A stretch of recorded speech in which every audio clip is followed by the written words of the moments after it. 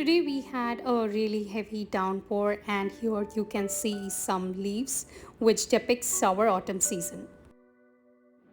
Hi guys, I am Ritika and today we are going to learn everything about painting an autumn landscape. We are going ahead with a pretty limited palette where we are going to use about 4 to 5 shades. You can go ahead with Indian yellow, then a yellow green color. The dark green of course can be made with the help of blue, and I have an endonthine blue as well as I have a brown which is burnt sienna.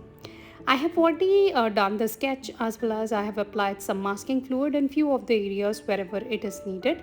Then going ahead and applying some water on the top area where I would go ahead and paint my sky as well as the trees.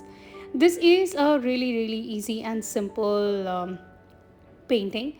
You can enjoy it along with me. The speed of the video is 1.5x. Yes, you might have to adjust the speed from the video, or else go ahead with the same speed and just paint along with me. Enjoy whatever we are doing right now. Living the moment is very important, and hence I'm doing the same. I'm going ahead with some amount of my bright blue, or else you can also say it as royal blue. Mix it with some amount of your ultramarine and give a color which looks like this for your sky. Along with it, I'm going ahead with some of my Indian yellow. You can also use Naples yellow if you are running out of Indian yellow or any of the other yellows in your palette. This is not exactly lemon yellow, so I would avoid using lemon yellow. Either you can use Indian yellow or you can go ahead with Naples yellow. Those are the two shades I would prefer at this stage. Once this part is done, we will go ahead and start applying our greens. There is more of yellow greens which I usually see in nature, and this is the time where the colors just start changing. It is not exactly autumn, but yet it's going to become more and more colder, and we need to add lesser of greens and more of yellows. I'm going ahead with some amount of my sap green at this stage, and once I have added the sap green, I would go ahead with some amount of my dark green. Post this. Now the dark green is majorly a mix of the sap green and blue that I have already told you. Endonthine blue you can use, or else you can also use ultramarine if you are going ahead with your darker shade of green. Use it to your advantage if you have it on your palette, but use as many less number of colors as possible. That's what has always been the way I like to see my painting, and I work in the similar way in most of my paintings. The whole painting is completely wet on wet, and I'm using my sketchbook from Vibrant Parcels. It is 185 GSM 100% cotton arches paper. It is a square sketchbook. It is great to have at least 7-inch square sketchbook for this painting, but still I would leave all the decision up to you. If you want to go ahead with any of the rectangular sketchbooks, you can also use it for this painting. Adding some of the darker values towards the bottom area, and since this is wet on wet, water will do its work. The colors will move around. We do not need to work a lot at this stage. The greens that I add looks more abstract, and I would love to keep it loose and simple. I'm not going to add lots and lots of wet on dry at this stage. In few of the areas I would add more of wet on dry, and rest of the areas I would keep wet on wet. I'm pretty happy with how the wet on wet looks on these kind of paintings. Adding some yellow, I think the painting turned more on the green side, so adding a bit of yellow color to merge it into the green shade and make it look more autumn feels. That's it. You can also blend the colors with the help of your brush. Pick up some of the yellow color and then blend it.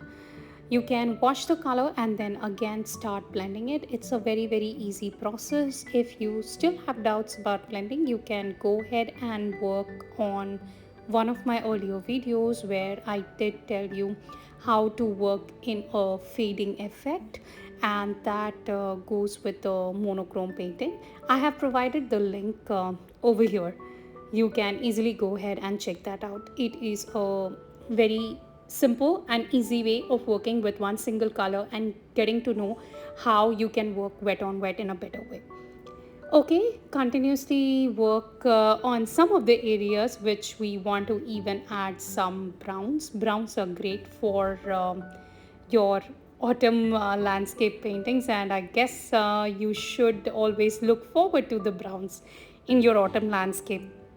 Some amount of blue, I have applied some green into the blue and I get a color that appears like this is really dark at this stage, so I might add some water to make it more and more lighter.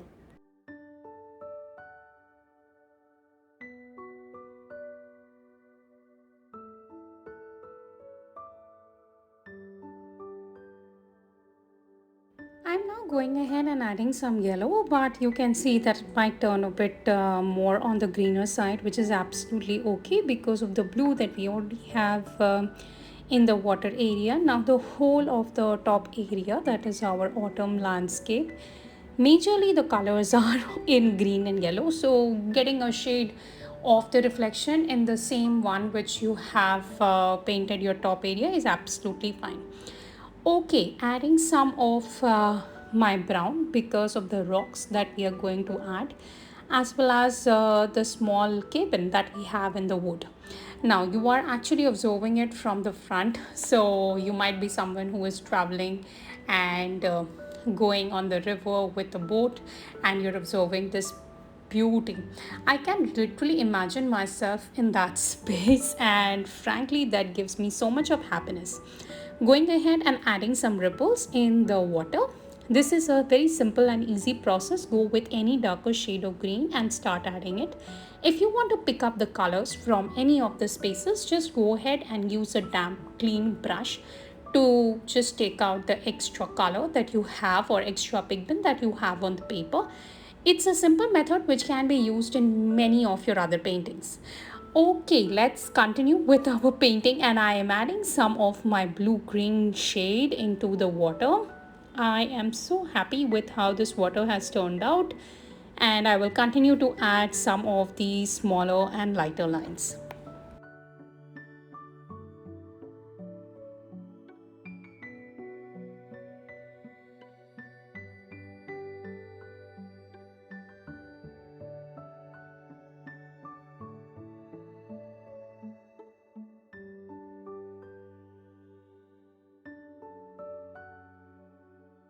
Using my palette knife to practically displace some of the colors from few of the spaces wherever it is possible, or from wherever I can. Which places are semi-wet, that's something you need to see. It will not be possible from all the spaces. We can use some white gouache in those spaces. It's absolutely fine. Remove your masking fluid and then start adding some brown. I'm going ahead and adding a mix of brown and Naples yellow. Naples yellow, as you know, has been my favorite earthy yellowish color, which I have added not only for my sunset and sunrise paintings. Having said that, there are many other paintings, whether it be green, rocks, etc. Everywhere I have found a great use of this color.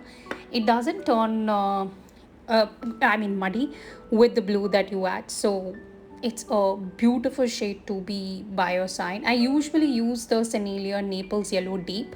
That's a shade from the particular company Sennelier, and this is a artist grade paints that I use. So I would say that you can also, if you are trying to buy any earthy nice yellow color, this would be a great shade to add on. Going ahead with some of my darker shade of brown and adding a few lines towards the bottom, because there is a lot of reflection that we usually get of the rocks into the water. I am going ahead and adding that, leaving one or two lines. Breaking a few lines is very important at this stage. We do not want to have straight lines. That's how we usually do not see any ripples appearing in water.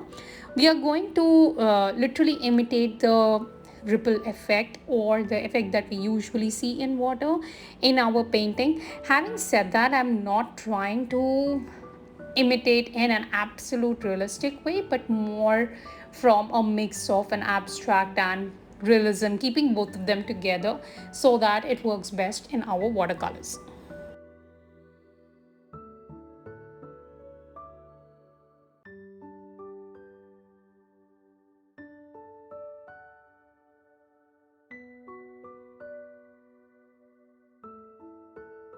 Now go ahead and paint your wooden cabin.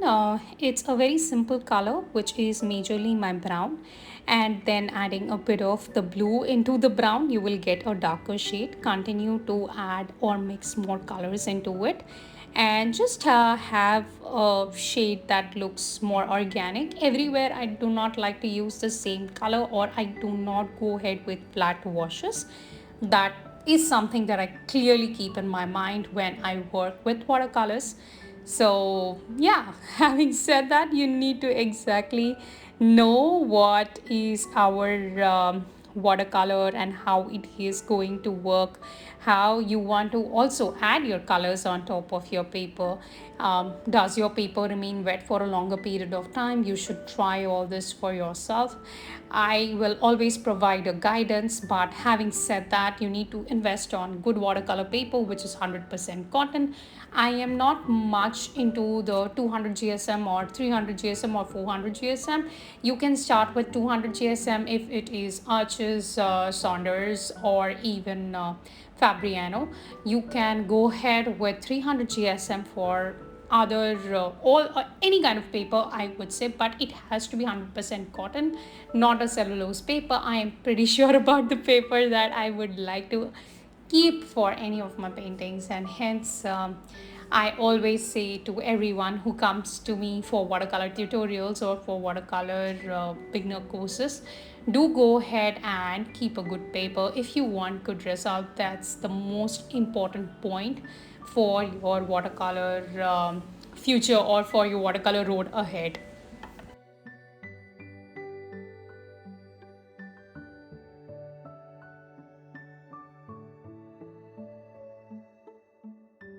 Going ahead and adding a lighter shade of blue, it is more opaque in nature, and that's one of the reasons you might feel it more as bright blue, or it is also called as royal blue. I usually like to keep them as such. It is more opaque in nature, and hence it will cover up any colors if you have underneath, so you don't need to worry much.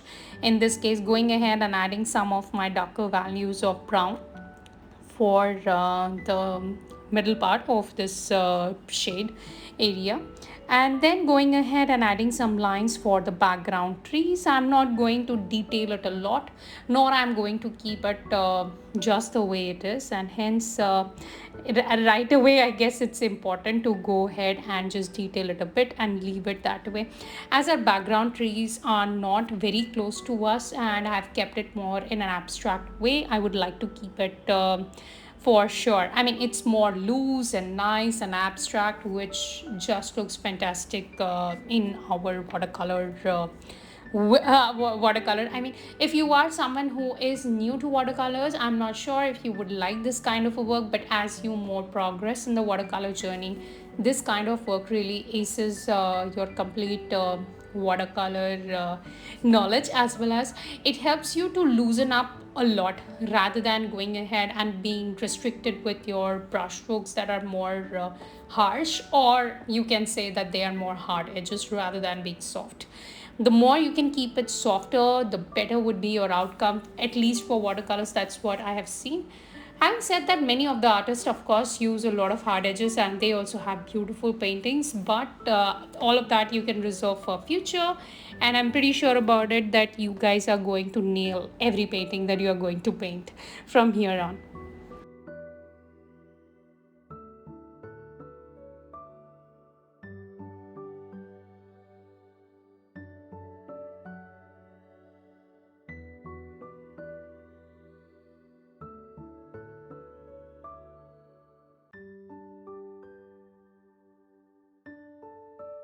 Final few detailing, and then we will just remove the tape and have a final look at the painting. This is majorly like a whole single page of a sketchbook. I went ahead and I added the colors that I've used for this painting, the major colors. 3 to 4 colors, you can always check which really dominates your painting. And then I have gone ahead added a rough drawing, and that is a simple tree drawing that I have added along with the full page of the sketchbook that you can see. In future, of course, we are going to design more sketchbook pages, so be there. More and more is coming soon. If you have liked this video, please do give it a thumbs up, and do let me know what all you would like me to cover in my future videos in the comments, as well as it's a great source of motivation for me to continue with this YouTube journey. And if you are someone who would like to give me a bit more surprise, please ring the bell button. I would get to know once I get up. Okay, let's just finish it off and then have a final look at our painting. Super excited, and do tag me on Instagram if you are there. I would love to share back everything that you have painted on my stories in case you are there on Facebook. I go by the name watercolor.illustration.letter, or you can also find me by Thritikona. I do give out weekly 2 videos, as well as I do have my courses running on www.vibrantparcels.com. You can go ahead and check out my courses there. They start from $4 and go till $25. Most of the courses are around 2 hours. Bye bye, happy painting, and see you soon.